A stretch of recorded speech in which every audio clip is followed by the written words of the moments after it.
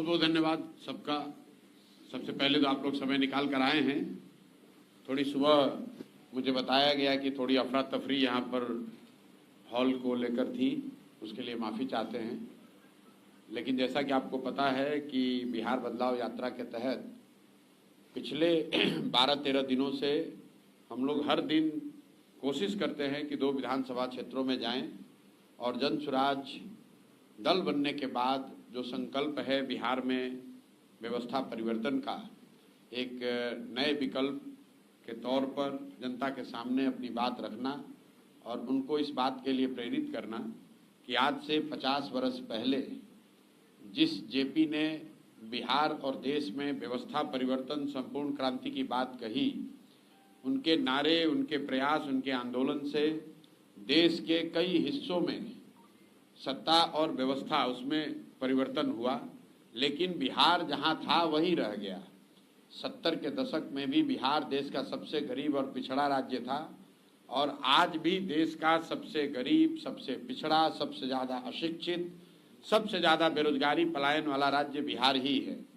तो अभी 5 महीनों में बिहार में चुनाव है और हम लोग के नज़रिए से बिहार की जनता के समक्ष एक निर्णायक क्षण है जब वो निर्णय ले सकते हैं कि पिछले 30-35 वर्षों से विकल्प के अभाव में गलत लोगों को, गलत दलों को जो वोट करते रहे हैं, भाजपा के डर से लालू जी को, लालू जी के डर से भाजपा नीतीश को, तो अब उनके सामने एक सशक्त और ईमानदार विकल्प है। वो उसको जांचें, परखें और अगर उचित लगे तो जन सुराज के साथियों को अपना वोट देकर उनको जिताएं। जन सुराज एकमात्र ऐसा दल है जहां मैंने मंच से ये कहा है, कैमरे पर कहा है कि अगर जन सुराज का उम्मीदवार अच्छा नहीं है तो हम लोग आपसे अपील करते हैं कि उसको वोट मत दीजिए। अगर जन सुराज का उम्मीदवार जो खड़ा है उससे बेहतर छवि का, उससे बेहतर चरित्र का कोई दूसरे दल का उम्मीदवार खड़ा है, उसको वोट दीजिए। लेकिन वोट उसे दीजिए, चाहे किसी भी दल का हो, वोट उसे दीजिए जो सही व्यक्ति है, जो बिहार और बिहार के समाज के लिए कुछ करने का जज्बा रखता है। कोई भी दल 243 सीट नहीं जीतेगा, लेकिन आप आज तक आपने नहीं सुना होगा कि कोई दल का मुखिया, कोई दल का नेता ये कह रहा हो कि हमारे दल का उम्मीदवार अगर खराब है तो उसको वोट मत दीजिए। जन सुराज में हम लोग कह रहे हैं कि हमारे दल से अगर गलती से किसी को, गलत आदमी को टिकट मिल जाए तो आप उसको बिल्कुल मत दीजिए, मत। अगर जो जन सुराज का उम्मीदवार खड़ा है उससे बेहतर छवि का, उससे बेहतर चरित्र का दूसरे दल से खड़ा है, आप उसको वोट दीजिए। क्योंकि हर हालत में बिहार जीतना चाहिए। जन सुराज जीते, दूसरा दल जीते, उससे मतलब नहीं है। बिहार जीतना चाहिए और बिहार तब जीतेगा जब 243 विधानसभा क्षेत्र में अच्छे लोग चुनकर आएंगे, सही लोग चुनकर आएंगे, तभी इस व्यवस्था का परिवर्तन, व्यवस्था में परिवर्तन हो पाएगा। इसी संकल्प को लेकर हम लोग चल रहे हैं। अब आपके जो सवाल हैं वो आप सवाल कर सकते हैं। चिराग पासवान ने विधानसभा में एंट्री ली, कैसे देखते हैं? भाई, मैंने इस पर पहले ही टिप्पणी की है। चिराग पासवान पहले से कैबिनेट में मंत्री हैं और आप लोग जो ये बता रहे हैं कि बिहार की राजनीति में एंट्री ली है, चिराग पासवान तो पिछले कई दशकों से वो, उनका दल, उनके पिताजी बिहार से ही तो राजनीति करते हैं, बिहार से ही चुने हुए सांसद हैं, बिहार से ही चुनकर गए हैं, मंत्री हैं।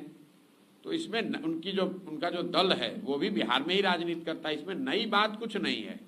विधानसभा लड़ने की जो बात है उसको सीरियसली लोग तब लेंगे जब आप मंत्रिपरिषद का पद छोड़ दीजिए, एमपी का पद रिजाइन करके लड़िए विधानसभा, तो निश्चित तौर पर उसका स्वागत है।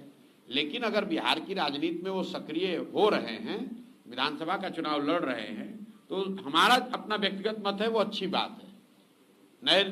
नए युवा नेता हैं। बिहार को आने वाले वर्षों में अपने लिए नए नेतृत्व का चुनाव करना है, क्योंकि लालू, नीतीश, सुशील कुमार मोदी और रामविलास पासवान जी का दौर निकल गया। तो आने वाले 15, 20, 25 सालों में नया नेतृत्व चुनकर आएगा। उसमें चिराग जी अपनी अगर दावेदारी रखना चाहते हैं तो उनको रखना चाहिए, उसका स्वागत है, लोकतंत्र है, जनता को तय करने दीजिए। लेकिन दिल्ली और पटना दोनों जगह पैर रखकर आप राजनीति नहीं कर सकते हैं, ये उनको तय करना पड़ेगा। व्यक्तिगत तौर पर मैं इसका स्वागत करता हूं कि बिहार में चिराग आए और बिहार की यहाँ की राज्य की राजनीति में सक्रिय भागीदारी करें तो अच्छी बात है। प्रधान जी, आप अभी बता रहे थे अपने प्रेस वार्ता में कि जो अच्छे कैंडिडेट हैं उसको आप वोट दें, हमारे पार्टी से हो या ना हो या फिर जिस पार्टी से हो उसको आप वोट दें। तो आप आंकड़ों के लिए जाने जाते हैं, आंकड़ों और तथ्यों को आप हमेशा प्रस्तुत करते हैं, तो आंकड़ों का खेल होता है विधानसभा में, तो उस आंकड़े को आप कैसे पार कर पाएंगे जब अगर दूसरे अच्छे कैंडिडेट को दूसरे पार्टी का वोट लोग कर देंगे तो फिर आपकी पार्टी कहां से सत्ता में आ पाएगी? हमारा लक्ष्य सत्ता में आना खाली नहीं है। तो ये आपका जो नजरिया है, सत्ता में जब अगर आप नहीं आएंगे तो फिर परिवर्तन किस प्रकार से? ठीक बात, बिल्कुल ठीक बात है। ये आपको ऐसा लगता है कि समाज में परिवर्तन के लिए सत्ता में आना जरूरी है। राजनीति का मतलब आपके लिए सिर्फ चुनाव है। इस देश में जितने बड़े लीडर हुए हैं, ज़्यादातर लीडर उसमें आज़ादी से पहले के लोग हैं। वो तो जीवन में कभी एमएलए एमपी बने नहीं, सत्ता में कभी आए नहीं।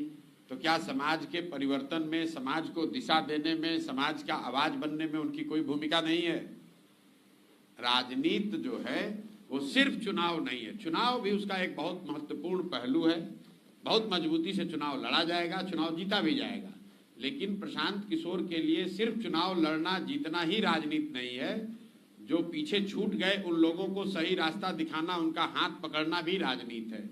जिसकी आवाज दब गई उसकी आवाज बनना भी राजनीति है। समाज में जिसकी कोई मदद नहीं कर रहा है उसकी मदद के लिए खड़ा होना भी राजनीति है। राजनीति का मतलब सिर्फ ये नहीं है कि येन केन प्रकारेण किसी तरह चुनाव जीत लिया जाए। अगर वही होता तब तो वो काम हम 10 साल से कर ही रहे थे। येन केन किसी भी तरह चुनाव जीतना, ये काम तो हमने 10 बरस किया है और रोज मन से स्वीकार करते हैं कि वो करके लोगों को जिताकर ये अनुभव किया कि नहीं, सिर्फ सत्ता में लोगों को ला देने से, पार्टियों को, नेताओं को चुनाव जिता देने से समाज में व्यापक परिवर्तन नहीं हो सकता है। उस चीज से सीखें और सीखने के बाद जो अभी हम प्रयास कर रहे हैं उसका उद्देश्य ये नहीं है कि बस 10, 20, 25, 50, 100, 150 एमएलए जीत जाएं। मैं तो रोज कहता हूं कि भाई अगर एमएलए 150, 200 जीत भी जाए, जन स्वराज की सरकार बन भी जाए, तब भी बिहार नहीं सुधरेगा। बिहार उस दिन सुधरेगा जब लोग यहाँ पर सुधार चाहेंगे, जब 2, 4, 5 हजार अच्छा लोग मुखिया बनेगा, 5 हजार अच्छे लोग सरपंच बनेंगे, हजारों अच्छे लोग वार्ड सदस्य बनेंगे, तब तो बिहार सुधरेगा। एक सिर्फ विधायक के बदलने से, मुख्यमंत्री और मंत्री के बदलने से समाज और बिहार नहीं सुधर सकता है। इस बात को स्वीकार कीजिए, तभी आगे का रास्ता निकलेगा। हम उन लोगों में से नहीं हैं जो ये कहता है कि हमको वोट दे दीजिए, हम आएंगे तो सब सुधार देंगे। कैसे सुधार देंगे? जो राज्य इतना पीछे छूट गया है, हम लोग दूसरे राज्यों के मुकाबले 40-50 साल पीछे छूट गए, उसको कोई एक आदमी प्रशांत किशोर कैसे सुधार देगा? 13 करोड़ लोग, उसमें ज्यादातर लोग जब तक सजग नहीं होंगे, आप अपने और अपने बच्चों के लिए सजग नहीं होइएगा, जिन नेताओं को चुनकर लाइएगा वो सजग नहीं होंगे, तब तक बिहार में सुधार नहीं होगा। आंकड़ों की बात अलग है और समाज में सुधार अलग मुद्दा है। आंकड़ों से कौन जीतेगा कौन हारेगा जब चुनाव होगा वो देखा जाएगा। लेकिन हम 3 बरस से घूम रहे बिहार में, और आप सब मीडिया के बंधु हैं, आप हमको कोई मेरा बाइट दिखाइए, कोई भाषण दिखाइए जहां मैंने लोगों को कहा है कि सब आदमी हमको वोट दीजिए। हम तो उल्टी बात कर रहे हैं कि भाई जिसको वोट देना है दो, लेकिन एक बार अपने बच्चों की चिंता करो, अपने बच्चों के पढ़ाई रोजगार के लिए वोट दो। जब लोग उसके लिए वोट देंगे तो वोट चाहे जनसुराज को दें या भाजपा को दें या राजद को दें, कांग्रेस को दें, जदयू को दें, सुधार अपने आप होगा। रोज हम सिखा रहे हैं लोगों को। लोगों ने मंदिर के लिए वोट दिया तो मंदिर बना, लोगों ने बिजली के लिए वोट दिया, बिजली आई, लोगों ने सिलेंडर के लिए वोट दिया, सिलेंडर बटा, लोगों ने जाति के लिए वोट दिया तो जाति की चर्चा सरेआम आप देख रहे हैं। लोगों ने जिस बात के लिए भी वोट दिया है, मैं तो लालू जी का मन से सम्मान करता हूं, मन से कहता हूं कि लालू जी के राज में और कुछ हो या नहीं, जो पिछड़े समाज के, वंचित समाज के लोग थे उनको आवाज मिली, लालू जी का ये दावा है। तो जिस आवाज के लिए वंचित समाज लालू जी के साथ खड़ा हुआ वो तो निश्चित तौर पर उस समाज को मिला। लेकिन उस वंचित समाज को, पिछड़े समाज को ये भी देखना है कि जिस समाज को लालू जी ने आवाज दी उस समाज के बच्चों के पढ़ने की व्यवस्था नहीं की, उस समाज के लिए भूमि सुधार का काम नहीं किया, उस समाज के नौकरी रोजी रोजगार के लिए पूंजी की व्यवस्था नहीं की। आवाज दिया और फिर कहा कि मेरे और मेरे बच्चों के लिए आवाज लगाते रहो, मुझे राजा मानकर चलो, और फिर अब जिस दशा में तुम जी रहे हो वैसे ही जी रहे हो। कौन दूसरा दल का आदमी होगा जो ये कह रहा हो कैमरे पर? हमने कहा कि लालू जी घोषणा करें। अगर वो कहते हैं कि उनको यादवों की बहुत चिंता है, तो जनसुराज ने कहा है कि बिहार में किसी काबिल यादव को आप लीडर घोषित कीजिए। अपने बच्चे को छोड़कर, अगर आप यादवों के हितैषी हैं तो अपने परिवार में किसी साथी, अपने परिवार परिजन को छोड़कर किसी यादव समाज के काबिल आदमी को आप बताइए कि बिहार का मुखिया ये होना चाहिए, जनसुराज उसकी मदद करेगा। आपके नजर में कौन है? भाई हमारी नजर में तो जो है उसको हम, हमारे दल में है वो। मैं आपको उनका पर्दाफाश कर रहा हूं कि ये जो लोग जाति का ढोंग करते हैं, ये जाति की बात नहीं कर रहे, ये अपने और अपने परिवार की बात कर रहे हैं। हम तो लालू जी को कह रहे हैं कि भाई आप राजद से किसी काबिल यादव आदमी, यादव समाज के लीडर को घोषित कीजिए कि यही आदमी चेहरा होगा, जनसुराज भी उसकी मदद करेगा, कोई दिक्कत नहीं है। लेकिन ये लोग कभी नहीं कर सकते हैं। ये सिर्फ अपने और अपने बच्चों से आगे, अपने घर वालों से आगे नहीं सोच सकते हैं।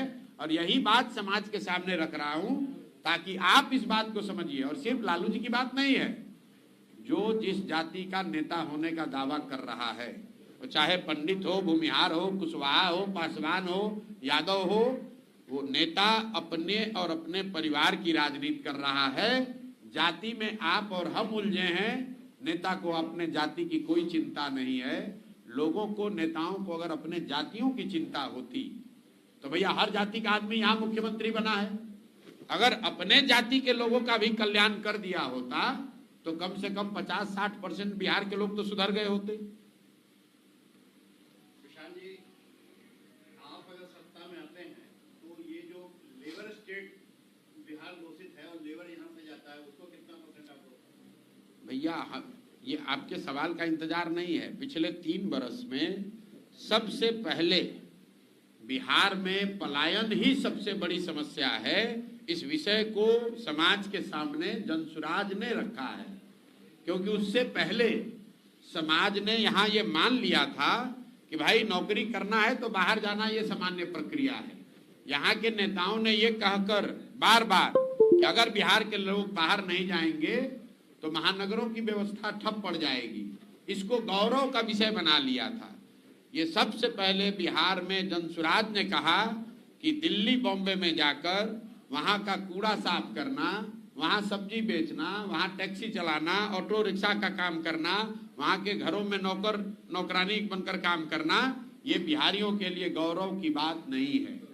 जब वहाँ पर कोई बॉम्बे में, दिल्ली में, तमिलनाडु में बिहार के लोगों को 2 थप्पड़ मार देता है, गाली देता है, तो यहाँ के नेताओं का बयान आप सुन लीजिए।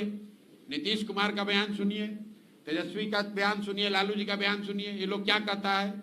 ए भाई बिहार के लोगों को बॉम्बे में मत मारो, नहीं तो अगर बिहार के लोग नहीं रहेंगे तो बॉम्बे में साफ सफाई की व्यवस्था ठप पड़ जाएगी, वहाँ सब्जी नहीं बिकेगी। हम लोग कह रहे हैं भाई कोई गौरव की बात है? हम लोग बिहार के लोग कोई बॉम्बे का कूड़ा कचरा साफ करने के लिए पैदा हुए हैं। काम कोई खराब नहीं है, कूड़ा निकालने वाला काम भी सम्मान का काम है, लेकिन बाल बच्चों का पेट चलाने के लिए मजबूरी में लोग जाकर बॉम्बे, दिल्ली में अगर सब्जी बेच रहे हैं, अगर वहाँ ठेला लगा रहे हैं या वहाँ पर टैक्सी चला रहे हैं, तो ये बिहारियों के लिए गौरव की बात नहीं है। गौरव की बात तब होती जब हम लोग वो सब्जी बिहार में पैदा करते और यहाँ से रेफ्रिजरेटेड ट्रेन से वो सब्जी दिल्ली बॉम्बे जाता, तब हम लोग को यहाँ आमदनी भी होती, यहाँ रोजगार भी मिलता। और दिल्ली बॉम्बे में कोई बिहार के लोगों को अपमानित करता तो उसको हम लोग कहते हैं कि अगर बिहारी कह के अपमानित करोगे तो तुम्हारा दूध, तुम्हारा सब्जी, तुम्हारा सामान यहाँ से रोक देंगे, तब बिहार का सम्मान होता। आपने कहा कि बिहार को लेबर स्टेट बदलने से आपका प्लान क्या है? पहले आप ये समझिए कि लेबर स्टेट है क्यों। यहाँ पर तो आप लोग सब पत्रकार बंधु बैठे हैं, मोदी जी का बहुत बड़े बड़े यहाँ लोग फैन बैठे हुए हैं, लोग पत्रकार भी और समाज भी। आप ये समझिए कि पिछले 15 साल से जिस बिहार में जाति से ऊपर उठकर लोगों ने मोदी जी को वोट दिया है, मोदी जी ने आज तक बिहार में एक फैक्ट्री क्यों नहीं लगाया? बिहार देश में कौन सा ऐसा उद्योगपति है जिसको मोदी जी अगर कह दें कि भाई तुमको छपरा में चीनी मिल लगाना है गोपालगंज में, और वो न लगाए, ऐसा किसका हिम्मत है? मोदी जी ऐसा क्यों नहीं कहते हैं? मनमोहन सिंह जी ने कभी ऐसा क्यों नहीं कहा? इसलिए नहीं कहा कि आपने ठीक कहा कि बिहार सरकार, दिल्ली सरकार और दिल्ली में बैठे लोगों के लिए, देश में लोगों के लिए लेबर का सप्लायर है। और अगर बिहार में फैक्ट्री लग जाएगी तो गुजरात में 10-12 हजार रुपया में 10 घंटा काम करने के लिए, पंजाब में खेत काटने के लिए 10 हजार रुपया में लेबर आएगा कहां से?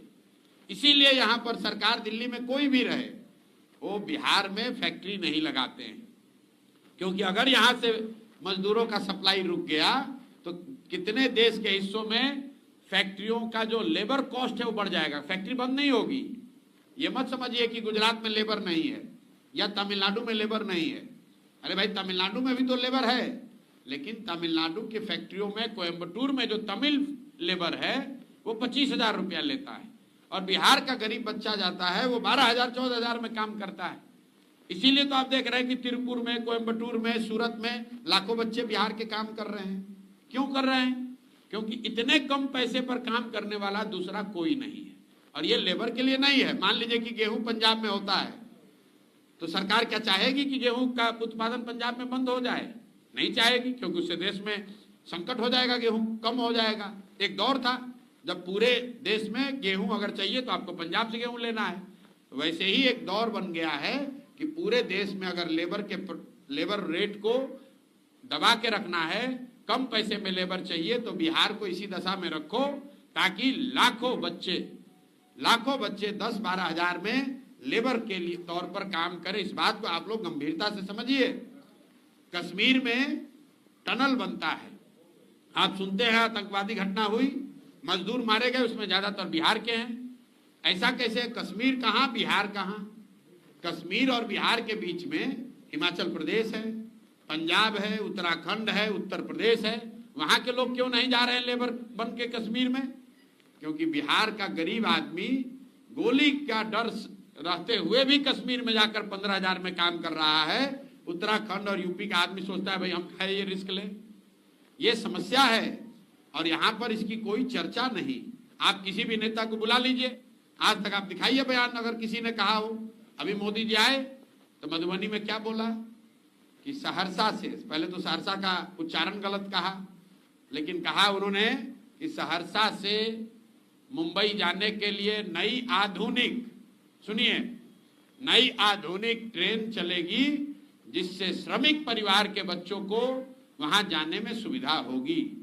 ये कितनी बड़ी अपमान की बात है कि मोदी जी ये कह रहे हैं कि फैक्ट्री गुजरात में लगेगा और बिहार के लोगों को ट्रेन की सुविधा दी जाएगी ताकि आपके हमारे बच्चे उन ट्रेन पर जानवरों की तरह बैठकर जाएंगे सूरत में, बॉम्बे में काम करने। और पत्रकार बंधु, आप लोग लिख रहे हैं कि मोदी जी ने 4 ट्रेन की घोषणा की। पब्लिक की चेतना ऐसी मर गई है कि वो भी ताली बजा रहा है कि 4 ट्रेन और मोदी ने घोषणा की। अरे ये भी नहीं समझ में आ रहा है कि तुम्हारे बच्चों को मजदूर बनाकर गुजरात में ले जाने के लिए अगर ट्रेन दिया जा रहा है तो तुमको पूछना चाहिए कि वोट तुम्हारा है तो फैक्ट्री बिहार में लगना चाहिए कि गुजरात में लगना चाहिए। अंग्रेज भी तो आकर यहाँ से हम लोग के पूर्वजों को मॉरिशस और फिजी ले गए थे, ट्रेन से ले गए थे, जहाज से ले गए थे, तो क्या वो आपका भला करने के लिए ले गए थे? मोदी जी अगर गुजरात में आप जितने लोग हैं आपको हम चुनौती दे रहे हैं, आप मोदी जी का एक भाषण हमको दिखाइए गुजरात में जहां उन्होंने ये कहा हो कि भाई एक नया ट्रेन गुजरात से खुलेगी जिसमें गुजरात के श्रमिक परिवार के लोग कोयम्बटूर और बॉम्बे जाकर मजदूरी करेंगे, काम करेंगे। मोदी जी ये कह सकते हैं? अगर कहेंगे तो गुजरात में एक वोट नहीं मिलेगा। लेकिन बिहार में आकर कह रहे हैं कि श्रमिक परिवार के लिए स्पेशल ट्रेन चलेगा। भाई हम लोग को ऐसा ट्रेन नहीं चाहिए। प्रशांत किशोर पहला आदमी है जो कह रहा हम लोग को ऐसा ट्रेन नहीं चाहिए। नहीं चाहिए ऐसा ट्रेन जिसमें हम लोग के बच्चों को मजदूर बनाकर ले जाया जाए। हम लोग ट्रेन और स्टॉपेज के चक्कर में पड़ के अपना जीवन बर्बाद कर दिए। यहाँ नेता यही कहता है कि भैया ट्रेन के नेताजी काम क्या किए हैं, तो ट्रेन का स्टॉपेज 2 मिनट करवा दिए। यही काम है उनका, यही योगदान है समाज में कि भैया पहले गाड़ी हफ्ता में 2 दिन चलता था, अब 3 दिन चलने लगा। इसी में लोग 5 बरस वोट दे रहा है। इसका हम लोग विरोध करते हैं।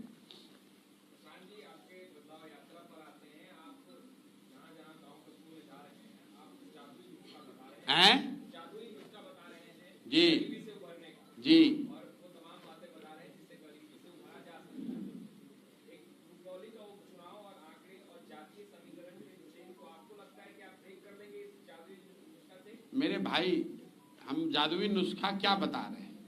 दुनिया में जितने भी विद्वान लोग हुए हैं, ये प्रशांत किशोर का जादू नहीं है। आप लोग सब पढ़े लिखे व्यक्ति हैं। आप दुनिया भर के अर्थशास्त्रियों को, समाजविदों को पढ़िए, देखिए, समझिए। गरीबी से निकलने के 3 ही रास्ते हैं। किसी भी समाज, किसी भी व्यक्ति, परिवार के पास गरीबी से निकलने का 3 ही रास्ता है। पहला रास्ता है पढ़ाई। या तो आप पढ़ लिख कर नौकरी रोजी रोजगार कर लीजिए तो आपकी गरीबी खत्म हो सकती है। दूसरा रास्ता है जमीन। अगर आपके पढ़े लिखे नहीं हैं, आपके पास खेती योग्य बढ़िया जमीन हो तो आप खेती, कृषि के कार्य को करके भी आगे बढ़ सकते हैं। और तीसरा रास्ता है पूंजी, पैसा, जिसके जरिए आप छोटा मोटा रोजी रोजगार, दुकान, व्यापार कर सकते हैं। चौथा रास्ता तो कोई है नहीं। तो जो जादू की आप बात कर रहे हैं, तो गांव देहात में वही जादू हम लोगों को दिखा रहे हैं कि ये 3 ही रास्ता है गरीबी से निकलने के लिए। और जब तुम वोट देते हो तो इस तीनों चीज का बात करते ही नहीं हो। वोट दे देते हो 5 किलो अनाज पर, वोट दे दिया नाली गली पर, वोट दे दिया मंदिर मस्जिद पर, वोट दे दिया सड़क पर। तो भाई, सड़क बनने से आपकी गरीबी दूर कैसे होगी? नाली गली, अरे सुनिए ना जातीय समीकरण की बात। जो हमारी सभा में लोग आ रहे हैं, अगर आप उस यात्रा के हिस्सा है तो उस सभा में किसी एक जाति विशेष के लोग आए हो तो आप हमको बता दीजिए। हम कोई जाति सूचक बात कहते हो तो वो बता दीजिए। या कोई सभा में खड़ा होकर कहा हो कि भाई प्रशांत जी आप अपनी जाति बताइए, तब आपका बात सुनेंगे, तो वो बता दीजिए। भाई, बिहार में मेरी अपनी समझ ये है कि 60% से ज्यादा लोग बदलाव चाहते हैं। वो चाहे किसी जाति के हों, किसी धर्म के हों, किसी दल के हों, लोग बदलाव चाहते हैं। इसका मतलब ये नहीं है कि हर आदमी जनसुराज को चाहता है। ये संभव है कि आप जनसुराज नहीं चाहते हैं, लेकिन बदलाव हर व्यक्ति चाहता है। बिहार की जो आज स्थिति है, जो भ्रष्टाचार है, इसमें बदलाव हो, ये हर व्यक्ति चाहता है। बिहार में बच्चों के लिए शिक्षा, रोजगार हो, ये हर व्यक्ति चाहता है। यही हम लोग बात कर रहे हैं कि बदलाव होना चाहिए। जो अच्छा लगे उसको चुनो, लेकिन बदलो। अभी जो व्यवस्था है इसको बदलो, और लोग उसके लिए तैयार हैं। मेडिकल व्यवस्था पे आपका क्या कहना है? क्योंकि चिकित्सीय कुव्यवस्था के कारण हजारों लोग बेमौत मर रहे हैं रोज बिहार में। बिहार एक गरीब राज्य है, यहाँ चिकित्सीय सुविधाएं उपलब्ध भी नहीं। देखिए, पदयात्रा के दौरान भी मैंने इस बात की खूब चर्चा की है कि बिहार की जो चिकित्सा की व्यवस्था है, कुछ शहरों को छोड़ दें तो ये पूरी व्यवस्था ग्रामीण चिकित्सकों के कंधों पर चल रही है। मैं 2 साल पैदल चला और मुझे किसी भी गांव में पंचायत में ऐसा सब सेंटर या पीएचसी या रेफरल हॉस्पिटल नहीं मिला जहां लोगों की भीड़ लगी हो, लोगों का इलाज हो रहा हो, दवा बट रहा हो। आज तक ऐसा कोई जगह दिखा ही नहीं। तो उस पर मैं क्या टीका टिप्पणी करूं? कुछ हो तो कहे कि अच्छा है कि खराब है। अरे भाई देखिए, एम्स और पीएमसीएच की हालत क्या है ये आप देख लीजिए कि 4 दिन पहले समाज को शर्मसार करने वाली, निर्भया से भी ज्यादा भयावह घटना बिहार में हुई। वो बच्ची मुजफ्फरपुर में एनएमसीएच में 4 दिन तक उसका इलाज होता रहा। वहां जब वो स्थिति बिगड़ गई तो उसको पटना भेजा गया। और जो मीडिया के साथी या समाज में जो चर्चा चल रही है, लोग बता रहे हैं कि 7 से 8 घंटे तक पीएमसीएच के बाहर वो महिला उस कंपाउंड में बच्ची एम्बुलेंस में तड़पती रही, उसको एडमिशन नहीं मिला। और बिहार के हम सारे लोग, यहाँ के नेता, यहाँ के अधिकारी, हम लोग को इस ग्लानि होनी चाहिए, शर्म होना चाहिए। इनके आंख में कोई लज्जा नहीं है, शर्म नहीं है। और इस घटना से पहले मैंने यहाँ के स्वास्थ्य मंत्री के लिए सिवान में क्या कहा था कि भाई, कोविड के समय हम लोगों ने देखा है कि बिहार में इस आदमी के स्वास्थ्य मंत्री रहते हुए क्या कुव्यवस्था हुई थी, लेकिन वही आदमी फिर स्वास्थ्य मंत्री है और इतना बड़बोला है कि कह रहा है कि अभी बिहार में मंगल काल चल रहा है। आप बताइए कि भैया, अगर बिहार में मंगल काल चल रहा है तो इससे बड़ा अमंगल का काल क्या होगा? भाई, बिहार में मंगल काल चल रहा है उन चंद नेताओं के लिए जो नीतीश कुमार के इर्द गिर्द बैठकर समाज का खून चूस रहे हैं, समाज से पैसे उगा रहे हैं। देश में अमृतकाल चल रहा है, लेकिन वो मोदी जी के लिए चल रहा है। जिस बिहार में 100 में 80 लोग दिन में 100 रुपया नहीं कमा रहे हैं, जिस बिहार में 50 लाख से ज्यादा बच्चे अपना घर परिवार छोड़कर रोजी रोजगार करने के लिए बाहर गए हैं, उसको अगर आप मंगल काल कहते हो तो ये आपकी सोच और आपके चरित्र को दिखाता है। इस आदमी को पद पर रहने का 1 मिनट भी अधिकार नहीं है। गए हैं तो गए, मतलब किसी नाबालिग बच्ची के साथ इस तरह से विभत्स रेप हो, उसका गला काट दिया जाए, उसका जीभ काट दिया जाए, वो बच्ची खेत से रेंगते हुए बाहर निकली है अपने किसी भी तरीके से, उसको 4 दिन तक ना वहां मुजफ्फरपुर के मेडिकल कॉलेज में रखा गया, उसको सही चिकित्सकीय सुविधा नहीं मिली, उस बच्ची का फादर नहीं है, एक ही माँ की वो बच्ची है, 2 उसके और बच्चे हैं, उसके 2 छोटे भाई हैं। ये नेताओं को, हम लोग को इस पर शर्म आना चाहिए कि हम लोग समाज में बैठे हैं और इस तरह की घटना होती है और आप 8 लाख रुपया देने जा रहे हैं। मेरे भाई, एक यहाँ पर शादी होती है नेताओं के घरों में, उनके बच्चों की शादी होती है, उसमें चाय कॉफी का बिल आता होगा 10 लाख 20 लाख रुपए से ज्यादा, और एक बच्ची के जान का, उसके इज्जत का, उसके पूरे जीवन का कीमत आप लगा रहे हो 8 लाख रुपया, 10 लाख रुपए देने से क्या होगा। मैं जान रहा हूं कि वो गरीब माँ होगी बेचारी, उसका मुंह दबा दिया जाएगा, उसको ये समझा दिया जाएगा कि भाई चलिए जो हुआ सो हुआ, जो चला गया वो तो नहीं लौटेगा, पैसा ले लो, इससे तुम्हारे 2 बच्चों का भला हो जाएगा।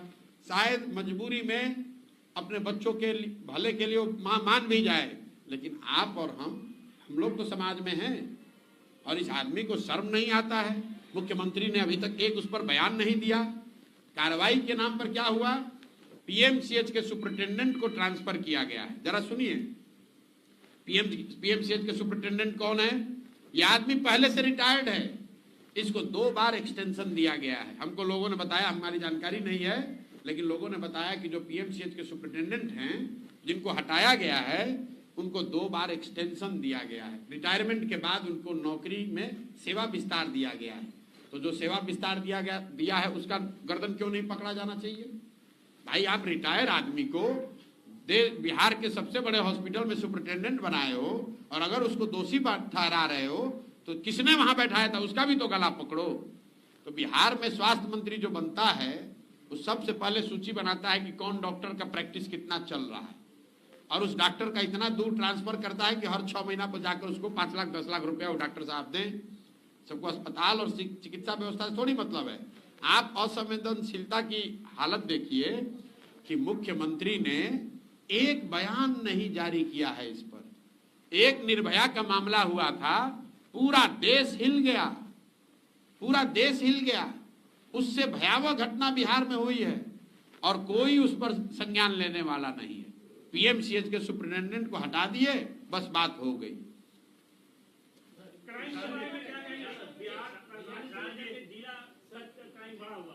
एक सवाल है, नीतीश सरकार के जो अफसर हैं वो बेलगाम है, इनका सामना आपसे कल्याण निगम में हो चुका है। हमारा बेलगाम अफसर सही है भाई, हमसे क्या सामना करेंगे? हमारे आपने अगर सामना देखा ही होगा, प्रशांत किशोर उनके अफसर से डरने वाला, नीतीश कुमार से डरने वाले नहीं, तो नीतीश कुमार के अफसर से हम डरेंगे? देखिए, बात यह है कि जब जिस सरकार का मुखिया शारीरिक और मानसिक तौर पर उस पद के लिए फिट नहीं है तो यही होगा। मान लीजिए कि आप सेना में लड़ने गए हैं और आप फिजिकली फिट नहीं हो तो आप लड़ पाएंगे? बिहार के मुख्यमंत्री के तौर पर नीतीश कुमार शारीरिक और मानसिक तौर पर फिट नहीं है उस पद पर रहने के लिए। और ये बात हम डंके की चोट पर कह रहे हैं, कैमरे पर दावा कर रहे हैं कि अगर है दम तो मेडिकल सर्टिफिकेट जारी कर दीजिए। लोग, हम कोई किसी पर इल्जाम लगाते हैं तो कहता है कोर्ट में ले जाएंगे। हम नीतीश कुमार में दम है तो हमको कोर्ट में ले चले कि वो मानसिक तौर पर स्वस्थ है।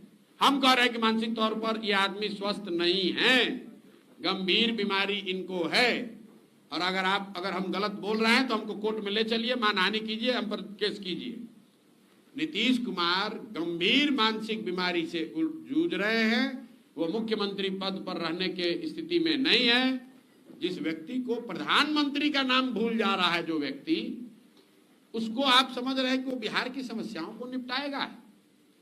जिस व्यक्ति को अपना नाम भूल जा रहा है, जिस व्यक्ति को यह नहीं पता चल रहा है कि अभी राष्ट्रगान चल रहा है कि कोई कव्वाली गान बज रहा है। आप बताइए, किसी सामान्य परिवार का लड़का, अगर आपका बच्चा टीचर होता है, उसकी फिजिकल फिटनेस जांच होती है, उसका मेडिकल होता है, बिना मेडिकल के, बिना फिजिकल के टेस्ट के आपको नौकरी मिल सकती है।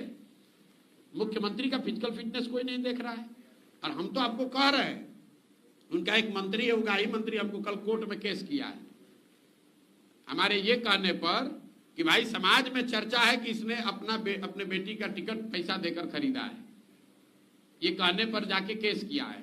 तो भाई मुख्यमंत्री को सीधे कह रहे हैं कि आप मानसिक तौर पर बीमार हैं, स्वस्थ नहीं हैं, और अगर हमारी बात गलत है तो हम पर केस कीजिए, हम पर मानहानि कीजिए, हमको कोर्ट में ले जाइए, जेल में ले जाइए, दिखाइए मेडिकल अपना जांच दिखाइए कि आपको मानसिक रोग है कि नहीं है, मानसिक तौर पर आप अस्वस्थ है कि नहीं है, दिखाइए। अगर नहीं है तो कल आप हम पर केस कीजिए, इसमें डरने की क्या बात है? सत्य बात है, इसमें झूठ बोलने की क्या बात है? भाई हमको कोई डर नहीं है। उनको कह रहे हैं कि मानसिक तौर पर नीतीश कुमार स्वस्थ नहीं है, उनको स्वेच्छा से पद छोड़ देना चाहिए, इलाज कराना चाहिए, और भाजपाइयों को एक मानसिक तौर पर अस्वस्थ व्यक्ति को बिहार के 13 करोड़ लोगों पर थोपना नहीं चाहिए। 12, 14, 15 सांसदों के लालच में, समर्थन के लालच में इन्होंने बिहार पर एक ऐसे व्यक्ति को मुखिया बनाकर थोपा हुआ है जो मानसिक शारीरिक तौर पर उस पद की गरिमा और उस पद के कर्तव्यों को निभाने में सक्षम नहीं है। बहुत बहुत धन्यवाद।